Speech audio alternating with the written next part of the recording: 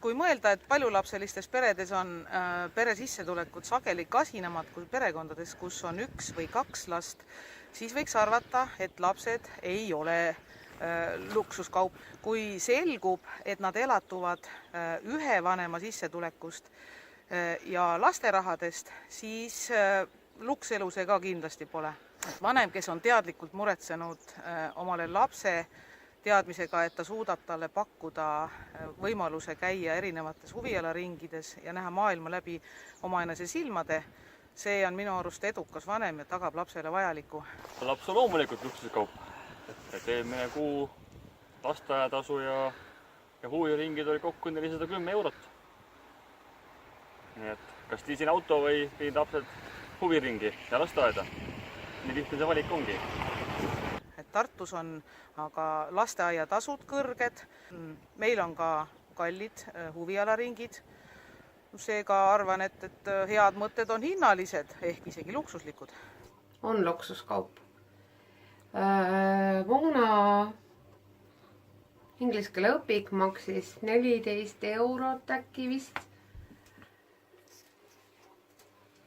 Maksab veel õpik rohkem natukene 26 eurot. On luksuskaup.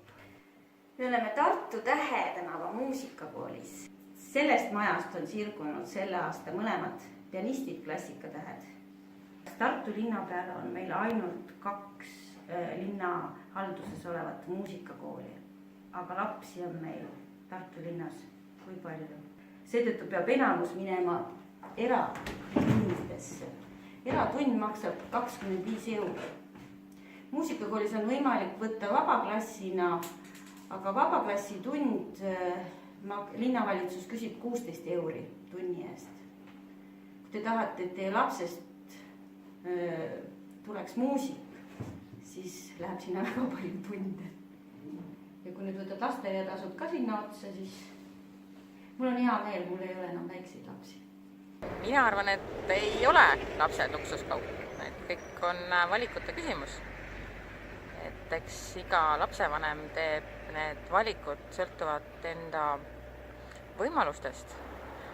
Me ei saa eeldada, et kõik asjad peaks tasuta saama. Kõik asju keegi peab lõpuks selle kinni maksma. Et minu lapsed käivad trennis, saavad vastavalt võimalustele ja mänguasju ja mina arvan, et lapsed kindlasti luksuskaup ei ole. Et mul on endal lapsed vanuses 6, 7 ja 8. Paljulapselised pered on nagu Eestis täiesti võimalikud, kui see kogukonna toetus ka seal juures on. Et sul on nagu pere, kellele loota ja ümbritsev keskkond seda laste saamist toetab. Et on see siis kohaliku omavalitsuse või riigi poolt selline sõbralikult korraldatud süsteem, et sul on lasteaiad sobival ajal lahti ja kohatasu ei ole nagu röögatult suur.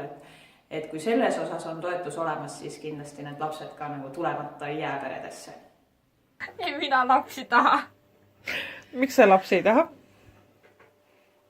Ma tahan ise seda kontentsi piima süüa.